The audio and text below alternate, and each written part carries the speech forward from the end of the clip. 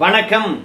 எட்டி டாக்ஸ்ல என்ன பார்க்க போறோம்னு கேட்டீங்கன்னா, எடப்பாடி பிரதிநிதி ஆளுநரை சந்தித்தார், ஆட்சி அமைக்க உரிமை கோரினார்.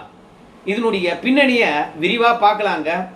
அதனை தாண்டி தமிழகத்துல ஜனாதிபதி ஆட்சி வருமா வராதா, இல்ல உண்மையாகவே எடப்பாடி ஆட்சி அமைப்பாரா, சூழ்நிலை எவ்வாறு இருக்குது அப்படின்ற விஷயத்தை தான் இந்த வீடியோ நம்ம விரிவா பார்க்க போறோங்க. உங்க எல்லாருக்குமே தெரியுமே, தினகரனுடைய எம்எல்ஏவை தமிழக வெற்றி கழகத்துக்காரங்க கார்லயே வச்சு கையெழுத்து போட சொல்லி அவங்களுக்கு ஆதரவாக மாத்தினாங்க. இது குதிரை பேரமாக மாறி போச்சு. நம்முடைய டிடிவி தினகரன் தவேகாக்காரங்க செய்த சட்டவிரோதமான செயலை போட்டு உடைச்சிட்டாங்க. அப்படி எதுவும் நடக்கலைங்க, சும்மா சொல்றாருங்க. அவங்க எம்எல்ஏவை அவங்களே பதுக்கி வைத்து விட்டு எங்க மேல வந்து புகார் தெரிவிக்கிறாங்க. அது மட்டும் இல்ல, குதிரை பேரம் என்று பொய் சொல்றாங்க. ஏன்னா குதிரை பேரம் என்று சொன்னால் தமிழகத்துல அசாதாரணமான சூழ்நிலை நிலவுகிறது. எம்எல்ஏக்கள் விலைக்கு வாங்கப்படுகின்றார்கள். இப்போது ஒரு புதிய அரசாங்கம் அமைவதற்கான சூழ்நிலை இல்லை.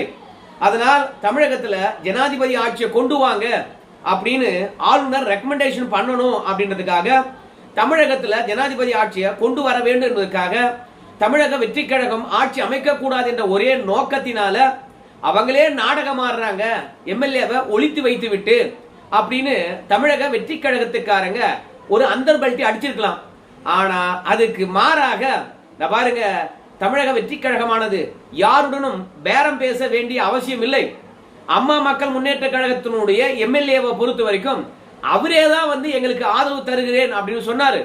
அதற்கு பிறகுதான் நாங்க பேச்சுவார்த்தை நடத்தணும் அப்படின்றத தவேகாக்காரங்களே ஒத்துக்கிட்டாங்க. அதாவது ஒரு கட்சியினுடைய எம்எல்ஏவை கார்ல வச்சு ஆதரவு திரட்டி இருக்கின்றார்களாம். உண்மையாக ஆதரவு திரட்ட வேண்டும் என்றால் கம்யூனிஸ்ட் கட்சிக்காரங்க கிட்ட எப்படி ஆதரவு கேட்டீங்க? அதே மாதிரி இந்திய யூனியன் முஸ்லீம் லீக் இருக்குல்ல, அவங்க கிட்ட எப்படி ஆதரவு கேட்டீங்க?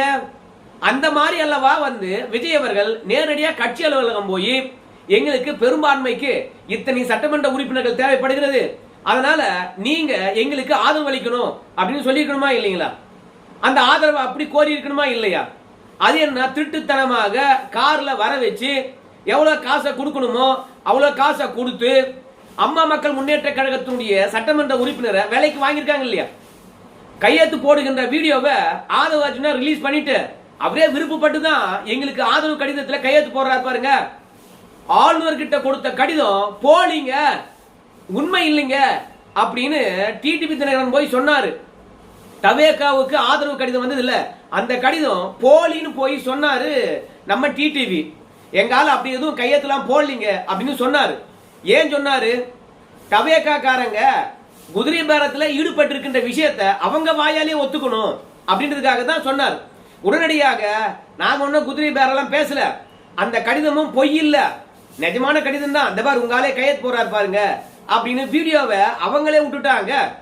ஆளுநர் அவர்கள் குதிரை பேரம் நடந்திருப்பதற்கான ஆதாரத்துக்காக தமிழக வெற்றி கழகத்துக்காரங்களே வீடியோ வெளியிட்டுட்டாங்க. இன்னைக்கு டிவியை ஒன்னா பணம் கொடுத்து திசை திருப்பலாம். தமிழக வெற்றி கழகம் தான் தமிழகத்தில் ஒரு மாற்று நேர்மையான ஒரு ஆட்சியை தரப்போறாங்க, ஊழல் இல்லாத ஒரு ஆட்சியை தரப்போறாங்க, தீய சக்தியான திமுக வீழ்த்திட்டோம், தூய சக்தி அரசு கட்டில ஏற போகுது அப்படின்னு தமிழக மக்களை ஏமாத்தலாம். ஆனால் உண்மையாகவே விஜயை பொறுத்த வரைக்கும் தூய சக்திய இந்த அம்மா மக்கள் முன்னேற்ற கழகத்துடைய எம்எல்ஏ உங்களுக்கு ஆதரவு கொடுக்கணும்னா எங்க போய் பேசிருக்கணும்? நீ திருட்டுத்தனமா பேசியிருப்பதனாலே நீ தூய சக்தியா அல்லது தீய சக்தியா அல்லது ஊழல் சக்தியா தெரிஞ்சு போச்சு இல்ல. இப்ப ஆளுநரை பொறுத்த வரைக்கும் மக்களை ஏமாத்துற மாதிரி அந்த மனுஷனை ஏமாத்த முடியுமா? இப்போ ஆளுநரை பொறுத்த வரைக்கும் என்ன பண்ணுவாரு? எப்படி தவேகாக்காரங்களுக்கு பதவி பிரமாணம் செய்து வைப்பாரு? இன்னொரு போர்ச்சியும் தமிழக வெற்றி கழகத்துக்காரங்க செஞ்சிருக்காங்க. என்னன்னு பார்க்கும்போது இந்திய யூனியன் முஸ்லீம் லீக் ஆனது தமிழக வெற்றி கழகத்துக்கு ஆதரவே தெரிவிக்கல, ஆனால் அவங்க ஆதரவு தெரிவிச்சிருக்காங்க அப்படின்னு வந்து கடிதத்தை கொடுத்துட்டாங்க. ரெண்டாவது, விசிகா பொறுத்த வரைக்கும் இன்னும் ஆதரவு தமிழக வெற்றி கழகத்துக்கு தெரிவிக்கவே இல்லை. ஏன் இந்த வீடியோ எடுக்கிற வரைக்கும் திருமாவளவன் அவர்கள் பத்திரிகையை சந்திக்கவே இல்லை, ஆதரவா ஆதரவு இல்லையா என்று சொல்லவே இல்லை.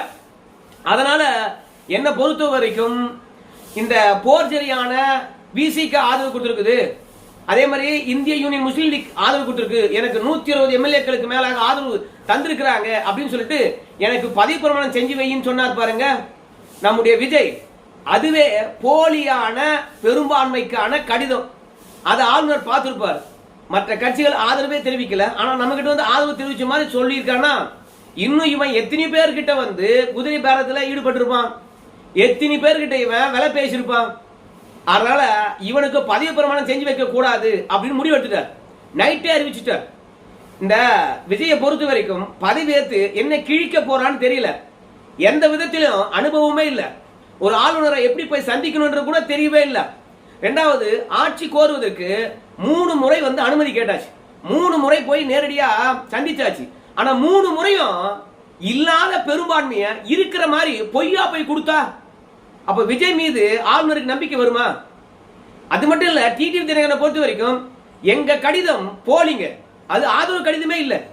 இந்த மாதிரி தவேகாவில் எத்தனை பேர்கிட்ட மிரட்டி உருட்டியோ பணம் கொடுத்தோ போலியாக அவங்களுக்கு ஆதரவு இருக்குன்னு சொல்லிட்டு காட்டியிருக்காங்க. அதனால தவேகா எம்எல்ஏக்கள் எத்தனை பேர் மனமும் வந்து விஜய்க்கு ஆதரவு தெரிவிக்கிறாங்க நீங்க சோதனை பண்ணணும். அவங்க கட்சிக்காரன் கிட்டே அவங்க குதிரை பேரத்தில் ஈடுபட வாய்ப்பு இருக்கிறது. ஏன்னா விஜய் மீது அவங்களுக்கு நம்பிக்கை கிடையாது. அவரு மற்ற கட்சிக்காரன் கிட்ட பணத்தை விரயம் பண்ணுவதை அவங்க விரும்பல. சோ சொந்த கட்சி இடத்துல பேரம் பேசி தான் சம்மதம் வாங்கியிருப்பாங்க. இன்னும் எந்தெந்த கட்சி கிட்ட பேரம் பேசிருக்காங்கன்னு நமக்கு தெரியாது. அமலாக்கத்துறையை உள்ள இறக்குங்க, விசாரணை நடத்துங்க அப்படின்னு வந்து நம்ம டிடிவி தினகரன் அவர்கள் ஆட்டத்தையே குலைச்சிட்டாரு. இப்போ அவசர அவசரமாக எடப்பாடி பழனிசாமி ஒட்டுமொத்த எம்எல்ஏக்களையும் சென்னைக்கு வர வைத்திருக்கின்றார். ஏன்னா 10ஆம் தேதி வரைக்கும் தான் புதிய அரசாங்கம் அமைவதற்கான கால அவகாசம். சோ இன்னைக்கு என்ன 9, நாளைக்கு 10. அதனால இந்த ஒரு நாளைக்குள்ள எப்படியாவது வந்து ஒரு புதிய கவர்மெண்ட்டை ஃபார்ம் பண்ணிடணும். அப்படி இல்லைன்னு வச்சுங்களேன், ஜனாதிபதி ஆட்சி வந்துடும். இங்க யாரும் ஆட்சி அமைப்பதற்கு உரிமை கோரல. உரிமை கோரணும்னு பெரும்பான்மை நிரூபிக்கல. ரெண்டாவது, பெரும்பான்மைக்காக குதிரை பேரத்தில் ஈடுபடுறாங்க. அசாதாரணமான சூழ்நிலை இருக்குது. ஒரு அரசாங்கம் இல்லாம மக்களை வழிநடத்த முடியாது, கவர்மெண்ட்டை வழிநடத்த முடியாது. அதனால தமிழகத்தில் வந்து பாத்தீங்கன்னா ஜனாதிபதி ஆட்சி கொண்டு வாங்க அப்படின்னு உள்துறை அமைச்சருக்கு வந்து பாத்தீங்கன்னா நம்ம ஆளுநர் பரிந்துரைத்து விடுவார். அதற்கு பிறகு சுத்தமா சோழி முடிஞ்சது. எப்போ மறுபடியும் தேர்தல் வைப்பாங்களா? மீண்டும் தமிழக வெற்றி கழகமானது நீதிமன்றத்தை நாடி இருக்கிறது இல்லையா, அந்த வழக்கில் வெற்றி பெற்று அவங்களுக்கான பதவி பிரமாணத்தை செய்து கொள்வாங்களான்னு நமக்கு தெரியல.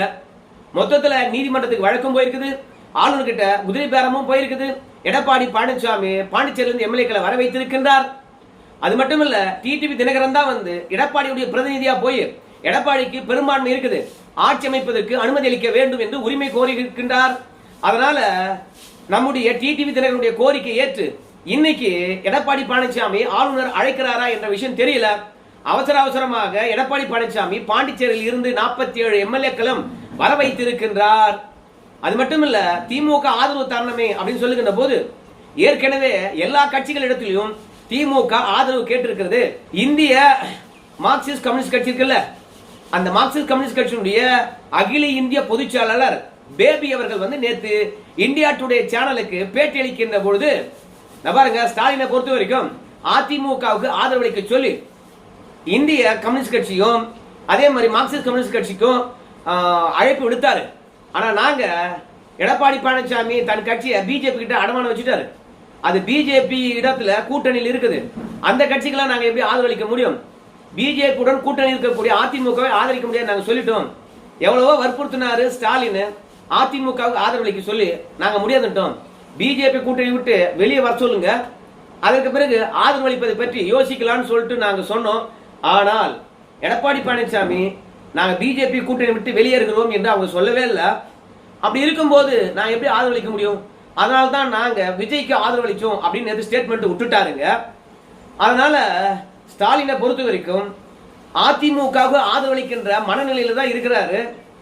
அந்த தைரியத்துல தான் இப்போ எடப்பாடி பழனிசாமி பாண்டிச்சேரியிலிருந்து எம்எல்ஏக்களை வர வைக்கிறாரு.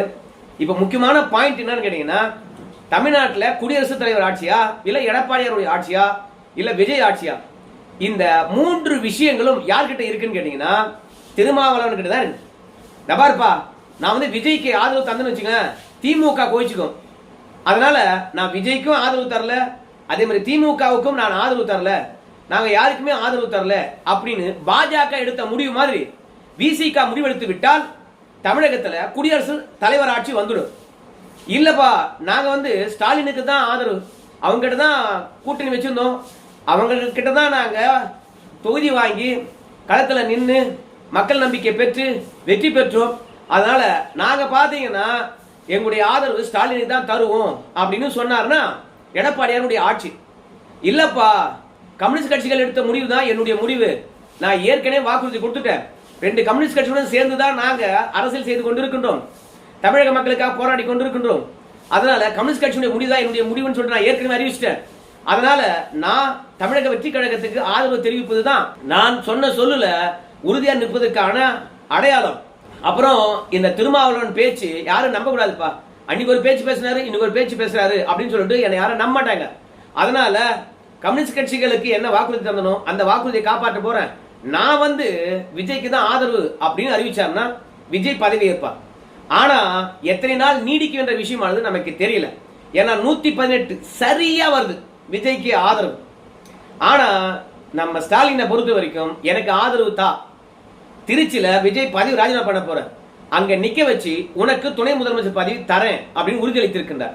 அதனால நம்மளை பொறுத்த வரைக்கும் திருமாவளவன் அவர்கள் திமுகவுக்கு தான் ஆதரவளிப்பதற்கான வாய்ப்பு இருக்கு. இல்லைன்னு வச்சுங்களேன், திருமாவளவன் அவர்கள் நேத்தே வந்து தமிழக வெற்றி கழகத்துக்கு ஆதரவு தெரிவிச்சிருப்பார். ஆளுநரை போய் விஜய் சந்திக்கிறாரு, இந்த தருணத்துல ஆதரவு தெரிவிச்சாதான் பதவி ஏற்பதற்கான சம்மதம் கிடைக்கும் அப்படின்னு நினைச்சுக்கிட்டு தமிழக வெற்றி கழகத்துக்கு திருமாவளவனுடைய ஆதரவு என்றால் நேத்தே தெரிவிச்சிருப்பார். அந்த ஆதரவு இல்லை என்பதனாலதான் காலதாமதம் பண்ணி ஸ்டாலின் இடத்துல வந்து ஆலோசித்து விட்டு இன்னைக்கு ஆதரவு பற்றி நான் செய்தியை வெளியிடுகின்றேன், யாருக்கு ஆதரவு என்பதை நான் சொல்றேன் அப்படின்னு சொல்லியிருக்கிறாரு. சோ எல்லாருமே வந்து திருமாவளவனை நோக்கி தான் காத்திருக்கின்றார்கள். அவரு ஜனாதிபதி ஆட்சியை கொண்டு வர போறாரா, இல்ல தவேக ஆட்சியை கொண்டு வர போறாரா, எடப்பாடியுடைய ஆட்சியை கொண்டு வர போறாரா என்று சொல்லிட்டு திருமாவளவனை நோக்கி ஒட்டுமொத்த இந்தியாவும் திரும்பி இருக்கிறது. அவர் தான் கிங் மேக்கரா இன்னைக்கு அறியப்படுகின்றார். அவர் கிங் மேக்கரா இல்ல மொத்தமா துபாகுரா போட்டு உடைச்சிட்டு தவேக கிட்ட போய் சரணடைய போறாரா என்பதெல்லாம் பொறுத்து தான் பார்க்கணுங்க. மொத்தத்துல இந்த மாதிரியான அரசியல் சூழ்நிலை தமிழகத்துல எப்பவுமே வந்தது இல்ல, இப்போதான் முதன்முறையா வந்திருக்கிறது.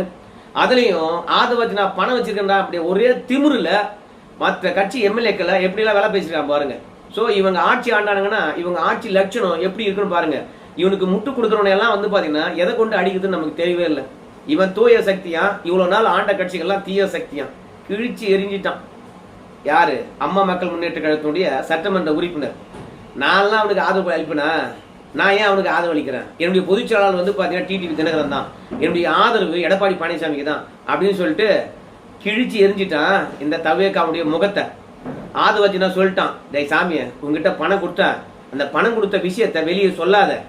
அதே மாதிரி என்கிட்ட அவங்க பேரம் பேசினாங்க, பேரத்தின் அடிப்படையில தான் நான் போனேன் அப்படின்னு சொல்லிடாத. அப்படி சொன்னா ஜென்மத்துக்கு நாங்க பதவி ஏற்கவே முடியாது. பணம் வாங்கினல அதை பணம் திருப்பி கூட தர வேணாம், நான் விருப்பப்பட்டு தான் கையெழுத்து போட்டேன் அப்படின்னா சொல்லு. இல்ல வச்சுங்க நான் அவங்களுக்கு ஆதரவே தெரிவிக்கல அப்படின்னா சொல்லிட்டு கம்முன்னு போடாப்பா. ஆமா என்கிட்ட வந்து பேசினாங்க, ரேட்டு பேசினாங்க, அதுக்கப்புறம் தான் கையெழுத்து போட்டேன்னு சொல்றாதரா, அதுக்கப்புறம் எங்க சோழி முடிஞ்சிடும் அப்படின்னு ஆதரவு நான் கெஞ்சிருப்பான் பொழுது. இருந்தாலும் அந்த நன்றி உணர்ச்சியில பணம் வாங்கினார் இல்லையா அம்மா மக்கள் முன்னேற்ற கழகத்தினுடைய எம்எல்ஏ, அந்த நன்றி உணர்ச்சினால நான் அவங்களுக்கு ஆதரவு தெரிவிக்கல, என்கிட்ட வந்து அவங்க பேசவே இல்லை. அதாவது போலியான தகவலையும் போலியான கடிதத்தையும் வந்து பாத்தீங்கன்னா ஊடகத்துல வெளியிட்டு இருக்காங்க. ஆளுநர்கிட்டையும் நான் சைன் பண்ணது உண்மையான கடிதம் தான் என்று சொல்லி பெரும்பான்மைக்கான இடம் கட்சிச்சு எங்களுக்கு பதவி பிரமாணம் செஞ்சு வைக்கணும்னு சொல்லிட்டு கேட்டிருக்காங்க.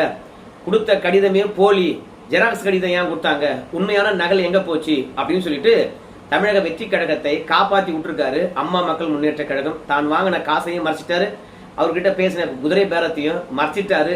நான் அவங்களை சந்திக்கவே இல்லை, கையெழுத்தே போடல. நான் எப்போதும் நான் வந்து டிடிவி பக்கம் தான், எடப்பாடிக்கு தான் ஆதரவு அப்படின்னு சொல்லிட்டு அந்தர்பல் அடிச்சிருக்காரு. இந்த ஒரு விஷயம் தவேகாரங்களை காப்பாத்தி இருக்கிறது. பார்க்கலாம் என்ன நடக்க போகுதுன்னு சொல்லிட்டு. நன்றி.